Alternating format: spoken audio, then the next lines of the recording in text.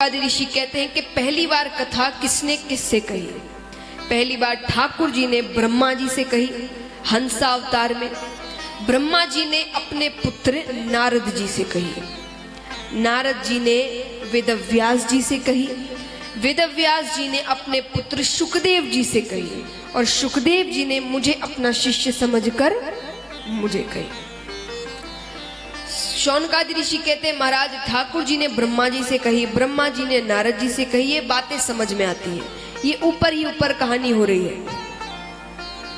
पर ऐसा क्या हुआ कि नारद जी को पृथ्वी पर आना पड़ा वेदव्यास जी को कथा सुनाने के लिए। सूत जी कहते हैं कि एक बार वेदव्यास जी विचार कर रहे थे कि कलयुग में जीव का कल्याण कैसे होगा। यहाँ कितने भक्त हैं जो दिन में आप पूजा करते हैं, सुबह या रात्रि के समय या शाम के समय, उसके अलावा भी भगवान का नाम दिन भर लेते रहते हैं।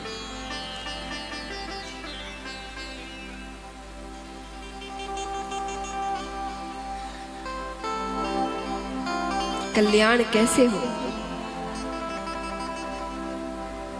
दादी जी 1 2 3, चलिए 3 भी उठा रहे तो वो बुजुर्ग हैं, उन्होंने दुनिया देख ली, समझ लिया अब क्या जरूरी है और क्या नहीं, उन्हें पता चल गया। तो सिर्फ 3, इतने में केवल 3।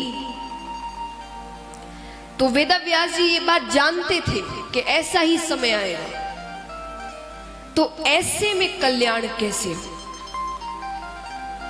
और देखिए महाराज संत, सच्चा संत कौन है, कैसे समझ में आए कि ये सच्चा संत है।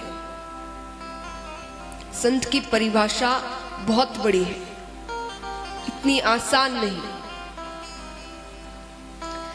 सच्चा संत वही है जो जग कल्याण के लिए दुखी हो, उसे अपने दुख सुख से कोई लेना देना नहीं होता। वो सामान्य रहते हैं, दुख भी आए तो भी उन्हें फर्क नहीं पड़ता, सुख भी आए तो भी उन्हें फर्क नहीं पड़ता, उन्हें अपनी किसी चीज से कोई फर्क नहीं पड़ता। वो अपने लिए जीते ही नहीं है। वो होते हैं सच्चे संत। हमारी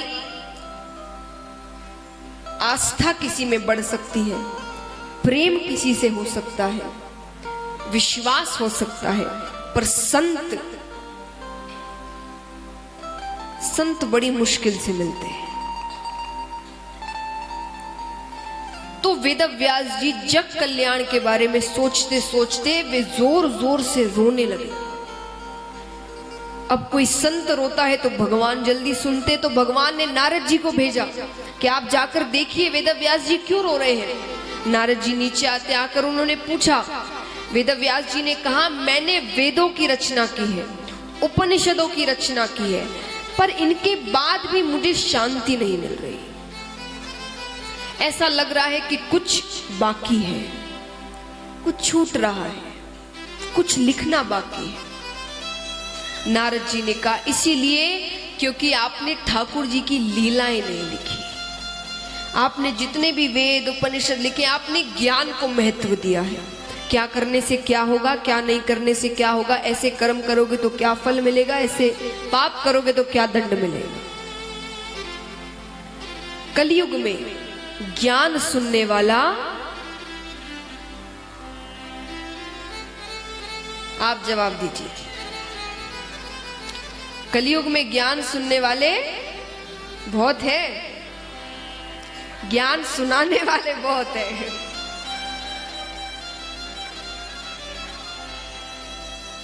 महाराज वो ज्ञान अलग होता है, जो मैं बातें कह रही हूं वो ऐसा ज्ञान नहीं है, वो हम जीवन की बातें कर रहे हैं। पर ज्ञान जो असल ज्ञान है, जो शास्त्रों में, वेदों में, उपनिषदों में बताए गए हैं, वो ज्ञान सुनने वाले बहुत कम होंगे।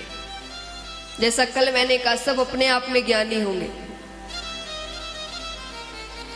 तो ये सच्चाई है, ये मैं आपको मजाक में नहीं कह रही, ये बात नारद जी कह रहे हैं।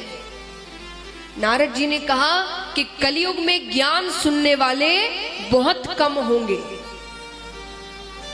तो आप भक्ति रस डालिए। प्रेम भक्ति सुनने वाले कलयुग में बहुत मिलेंगे।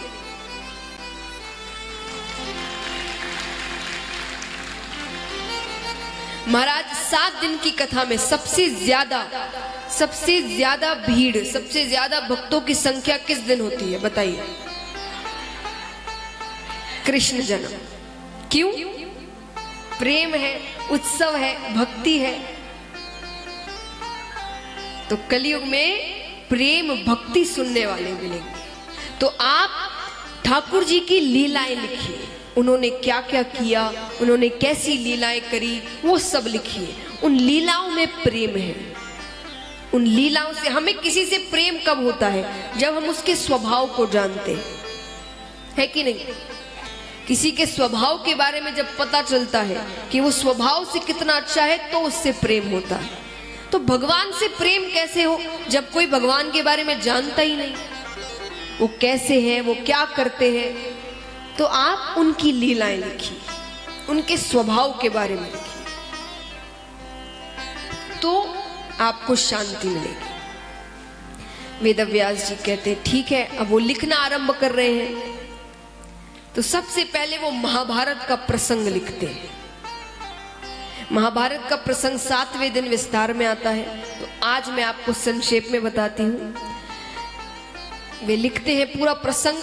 तो महाभारत का युद्ध खत्म हो चुका था, पांडवों की जीत होती है, कौरवों की हार होती है, धर्म की जीत होती है, धर्म की हार होती है। अब यहां पर रणभूमि में दुर्योधन, अंतिम समय है पर मृत्यु नहीं हो रही, पड़े हुए हैं, घायल है, लेकिन मृत्यु नहीं आ रही। उनके मित्र अश्वत्थामा वहां आते हैं, आकर पूछते हैं कि मित्र सब कुछ खत्म हो गया, तुम्हारी मृत्यु क्यों नहीं हो रही? दुर्योधन ने कहा सब कुछ खत्म हो गया, हम 100 भाई थे, 100 के 100 मारे गए, लेकिन पांडवों में से एक भी कम नहीं हुआ, जिसमें वो सिर्फ 5 हैं। अश्वत्थामा ने कहा मैं कुछ कर सकता हूं तुम्हारे लिए। कर सकते हो तो उन 5 पांडवों के कटे हुए सर लाकर दे दो, मेरी मृत्यु हो जाएगी। अश्वत्थामा कहते ठीक है। वो जाते हैं, रात्रि के समय शिविर लगे हुए थे, तलवार लेकर जाते हैं। अंधेरे में पांडवों की जगह पांडवों के 5 पुत्रों के शिविर में घुस जाते हैं। अंधेरे में कुछ नहीं दिख रहा, पांडवों के धोखे में उनके 5 पुत्रों के सर काट देते। वो कटे हुए सर लेकर आते हैं। अब महाराज दुर्योधन को ऐसा श्राप दिया गया या वरदान दिया गया, उनकी मृत्यु के लिए कहा गया था कि जब उन्हें सुख के साथ दुख दोनों अनुभव होंगे एक साथ, तभी उनकी मृत्यु होगी। अंत समय आ भी जाएगा लेकिन मृत्यु नहीं आएगी जब तक ये दोनों भावनाएं एक साथ ना आ जाए। यहां पर वो कपड़ों से ढककर सर को लेकर आता है अश्वत्थामा। एक बार के लिए वो सर देखकर, कपड़ों से ढके हुए सर देखकर दुर्योधन बहुत प्रसन्न होता है, सुख का अनुभव होता है। वो बड़ा खुश हो जाता है कि 5 पांडव मर गए। जैसे ही कपड़े हटाए जाते हैं वो तुरंत रोने लग जाता है। ये क्या कर दिया? अरे यही तो थे जो हमारे जाने के बाद हमारा श्राद्ध करते, अब तो हम कौरवों की कोई गति नहीं है, यही तो हमारा वंश आगे बढ़ाते हैं, ये तुमने क्या कर दिया? और इसी दुख में दुर्योधन की मृत्यु हो जाती है। अब यहां पर द्रौपदी किस हालत में है वो माता, विचार करिए। एक माता के जब बच्चे की तबीयत भी खराब हो जाती है तो वो कितनी दुखी हो जाती है।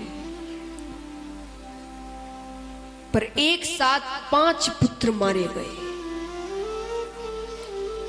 अर्जुन सेवकों से पूछते हैं कि रात्रि के समय कोई आया था क्या? बोले अश्वत्थामा आए थे हाथ में तलवार लेकर। अश्वत्थामा को ढूंढा जाता है, पकड़कर लाते हैं अर्जुन। द्रौपदी से कहते यही है जिसने तुम्हारी पुत्रों की हत्या की है, अब तुम्हारे आंखों के सामने मैं इसकी हत्या करता हूं, तुम्हें शायद थोड़ी शांति मिलेगी। द्रौपदी ने कहा कैसी शांति, ये भी किसी का पुत्र है, जो मेरी हालत हुई है शायद इसकी मृत्यु के बाद इसकी माता की भी हालत होगी, और इसे मारने से मेरे पुत्र वापस नहीं आएंगे। गुरु के पुत्र है, गुरु हत्या का कलंक लगेगा, इसे जाने दो। अब मारा नहीं जाता पर अपमानित कर दिया जाता है। अश्वत्थामा के केश काट दिए जाते हैं, उनके सर पर एक मणि लगी थी, वो मणि निकाल ली जाती है। अब महाराज ऐसे भी अश्वत्थामा को मार नहीं सकते थे, वो अमर है। 7 ऋषि ऐसे हैं जो अमर है। कौन कौन?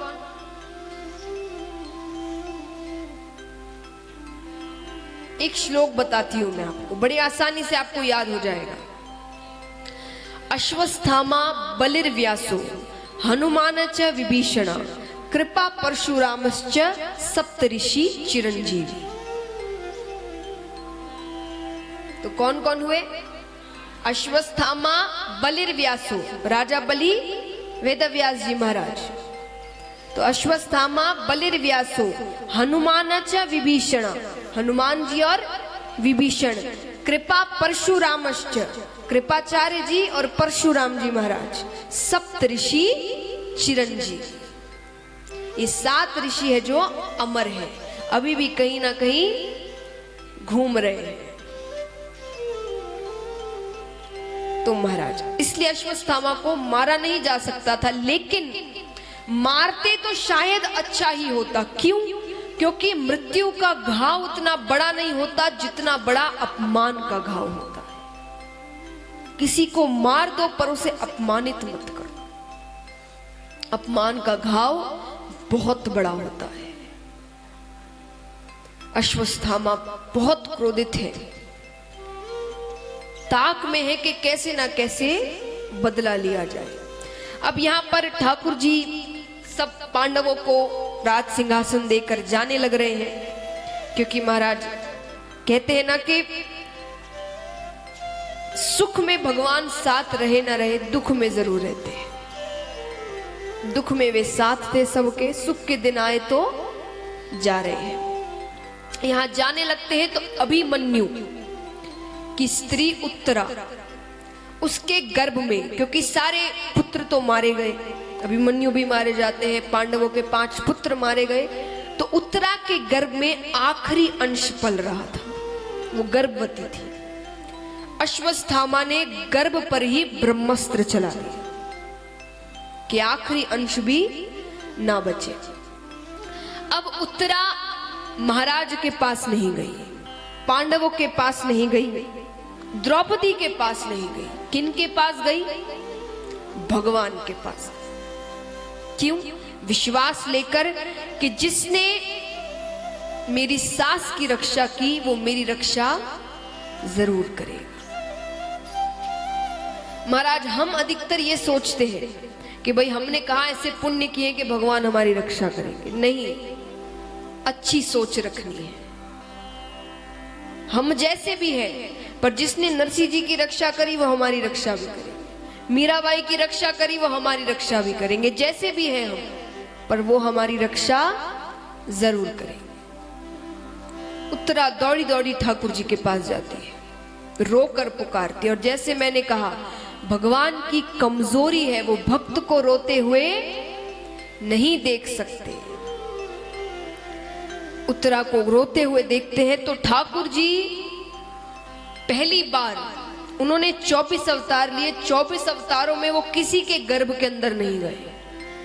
उन्होंने अवतार ग्रहण किया, वो प्रकट हुए, पर किसी के गर्भ के अंदर नहीं गए। भक्त का रोना देखकर वो उत्तरा के गर्भ के अंदर जाते हैं, गर्भ के अंदर एक सुरक्षा चक्र बनाते हैं, छोटे से राजा परीक्षित बैठे हुए भगवान के दर्शन करते हैं। ब्रह्मास्त्र आता है, वो विफल हो जाता है, गर्भ से बाहर आ जाते हैं, वापस जा रहे हैं, सभी से मिलते हैं, बीच रास्ते में फिर लौट आते हैं। अब यहाँ सब कह रहे हैं, युधिष्ठिर ने कहा वो मेरे लिए आए हैं, अर्जुन ने कहा वो मुझसे सबसे ज्यादा प्रेम करते, वो मेरे लिए आए हैं, कुंती बुआ कहती नहीं वो मेरे लिए आया है, भगवान कहते मैं किसी के लिए नहीं आया, मैं अपने भीष्म के लिए आया। मैंने उसे वचन दिया था कि अंत समय में मैं उनके पास रहूंगा। क्यों वचन दिया?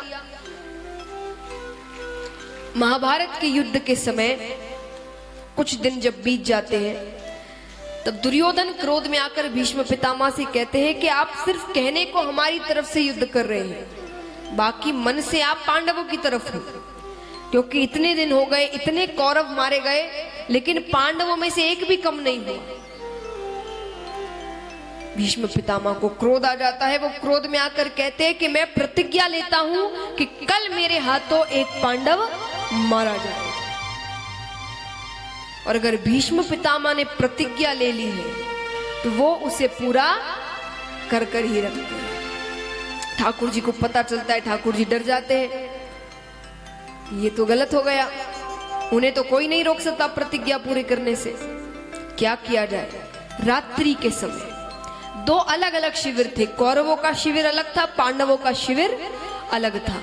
द्रौपदी जी को ठाकुर जी अपने साथ कौरवों के शिविर में लेकर जाते हैं चुपचाप, और जाकर कहते हैं कि भीष्म पितामह के शिविर में जाना, बिना कुछ कहे जाते ही उनके पैरों को छूना, आशीर्वाद लेना। ठीक है, भीष्म पितामह लेटे हुए थे, आंखों पर हाथ रखकर। अब उनके शिविर में केवल कौरव आ सकते हैं, कौरवों की धर्म पत्नियां जो हैं वो आ सकती है, पांडव नहीं आ सकते। तो द्रौपदी जी आती है, चरण छूती है, चरण छूते ही भीष्म पितामह ने कहा अखंड सौभाग्यवती भव।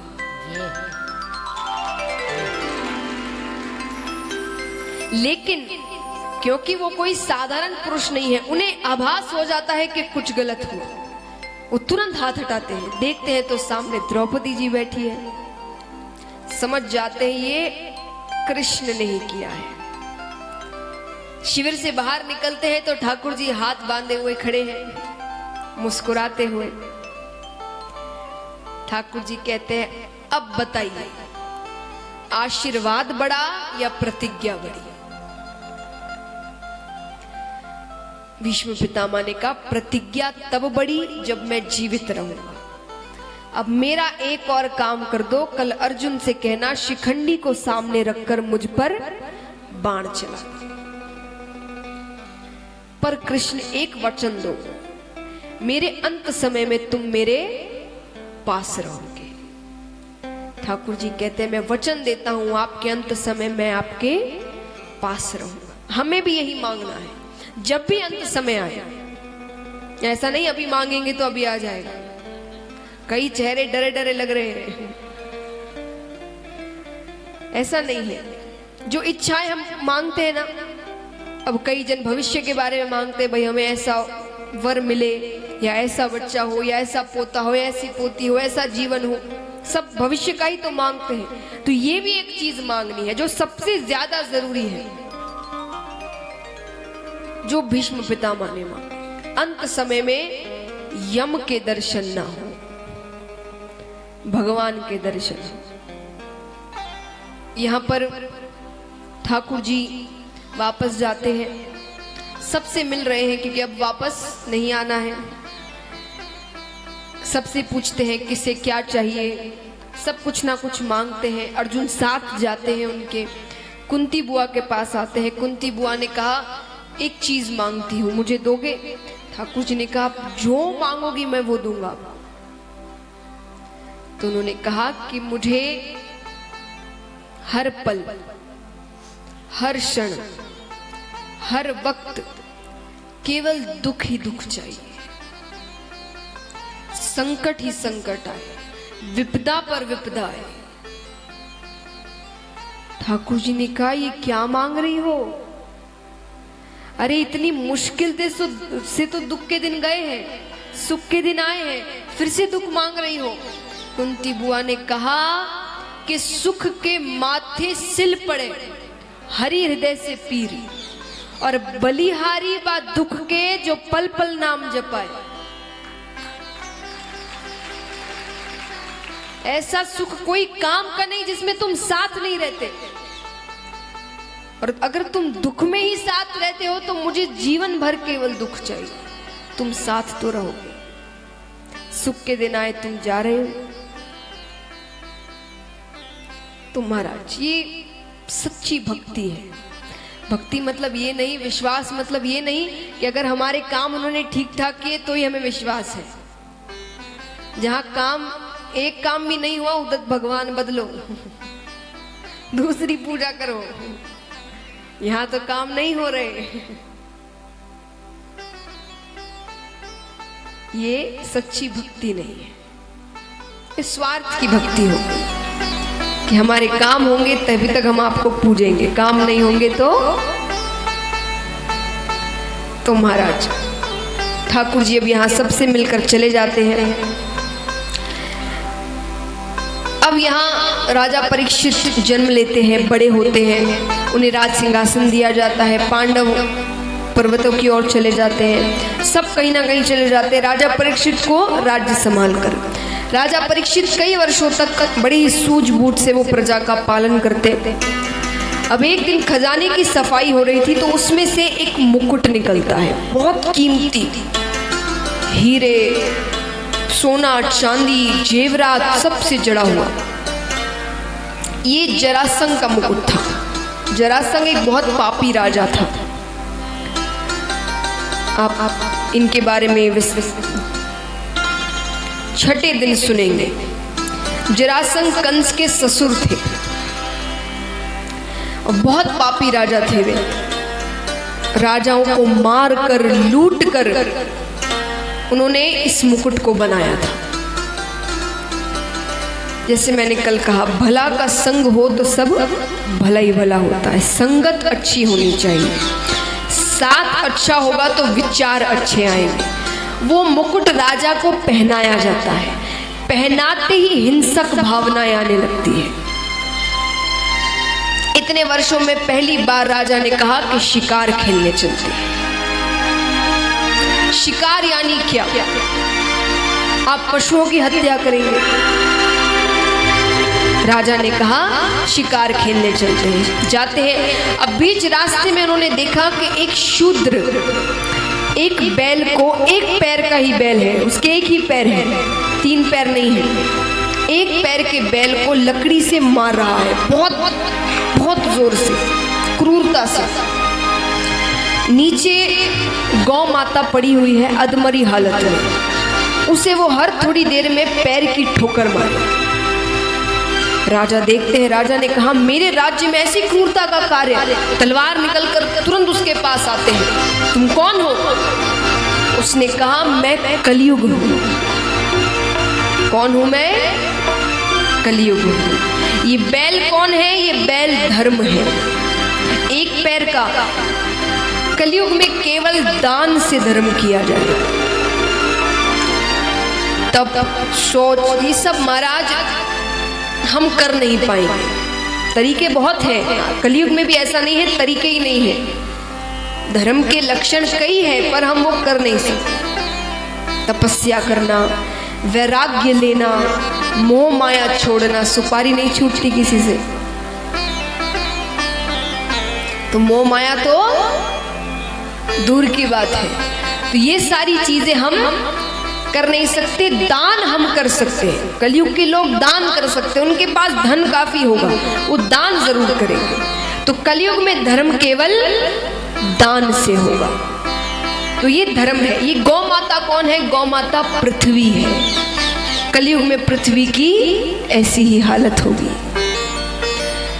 राजा कहते अगर ऐसा समय आने वाला है तो तुम्हारा तो मर जाना ही अच्छा है। उसे मारने लगते। वो कहता है मुझ में लाख अवगुण है पर एक ऐसा गुण है जो कोई युग में नहीं था। कैसा गुण? कलयुग केवल नाम आधारा। केवल नाम लेने से जीव का कल्याण हो जाएगा, उसे भगवान की प्राप्ति हो जाएगी। बाकी युगों में आपको वर्षों तपस्या करनी पड़ती है, तब भी कोई पक्का नहीं कि भगवान दर्शन देंगे कि नहीं। इसमें केवल नाम ले से भगवान प्राप्त हो जाएंगे।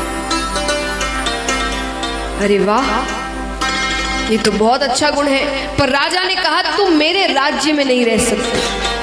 कलयुग ने कहा कि आपका तो पूरा आपका ही राज्य है, सब कुछ तो जीत लिया आपने, मैं कहाँ जाऊं? बोले वहां जाओ जहां मदिरा पान होता है, जहां चोरियां होती है, जहां डकैतियां होती है, जहां गलत स्त्रियों के साथ संग होता है, तुम वहां जाओ। कलयुग मन में कह रहा है ये सारे प्लॉट तो मैंने पहले से ही बुक करके रखे हैं। उसने कहा ठीक है, पर एक स्थान मुझे मेरे मन मुताबिक दीजिए। कौन सा स्थान? मुझे सोने में स्थान चाहिए, स्वर्ण में। सोने के जेवरात पहनते हैं ना, सब में कलयुग बसा हुआ है। राजा ने कहा ठीक है, मैं तुम्हें सोने में स्थान देता हूं। तो सोने में और बाकी जो चीजें हैं जैसे मदिरा पान हुआ, इन सारी स्थानों पर तुम जा सकते हो। बाकी स्थानों पर तुम मुझे वचन दो कि तुम 5000 वर्षों तक अपना असर नहीं दिखाओगे।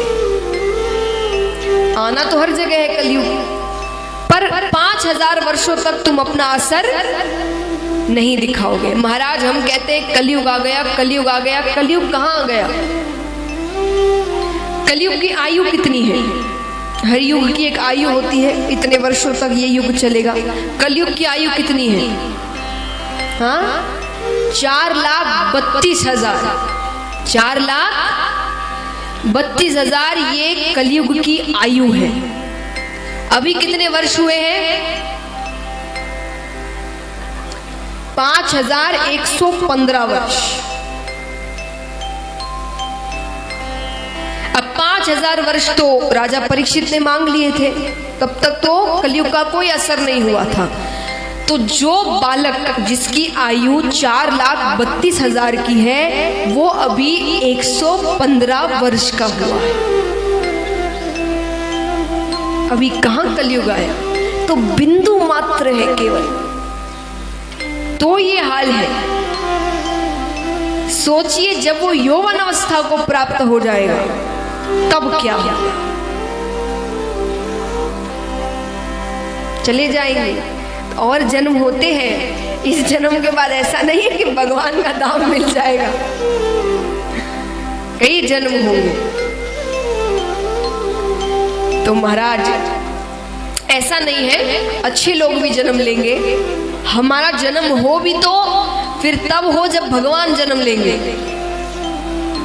जैसे श्री कृष्ण ने जन्म लिया था, उनके साथ गोपियां थी, राधा जी थी, यशोदा मैया थी, नंद बाबा थे, वसुदेव जी थे, देवकी माता थी। इन्होंने भी तो उसी समय जन्म लिया था जब युग का अंत चल रहा था। भगवान उसके बाद उन्होंने सब कुछ खत्म कर दिया था, अंत हो गया। तो जन्म भी ले तो ऐसे लोगों में ले। लेकिन कहने का तात्पर्य है अभी कलयुग नहीं आया। अभी जगह जगह कथा हो रही है, सत्संग हो रहे हैं, भगवान का नाम लिया जा रहा है। अभी कलयुग नहीं आया।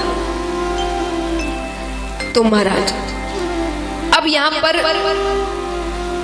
स्वर्ण में स्थान मांगा। राजा भूल गए कि राजा ने खुद ने सोने का मुकुट पहन कर रखा है। कलयुग प्रवेश कर गया। अब यहाँ शिकार खेलते खेलते रास्ता भटक जाते हैं, सेवक कहीं चले जाते हैं, राजा कहीं पहुंच जाते हैं। दूर से एक कुटिया दिखती है, प्यास लगी है बहुत जोर की। कुटिया में एक ऋषि तपस्या कर रहे थे, समीक ऋषि। वो तपस्या में थे, भक्ति में लीन थे। उन्हें नहीं पता कुटिया में कौन आ रहा है, कौन क्या कह रहा है। वो तपस्या में है, समाधि में है। राजा आते हैं, 2-3 बार उन्होंने कहा मुझे जल दीजिए, मुझे जल दीजिए। वो नहीं सुन पा रहे। क्रोध में आकर नीचे एक मरा हुआ सर्प पड़ा था। राजा ने वो सर्प उठाया और ऋषि के गले में डाला। वहां से चले जाते हैं। अब ऋषि के शिष्य ने वो दृश्य देख लिया।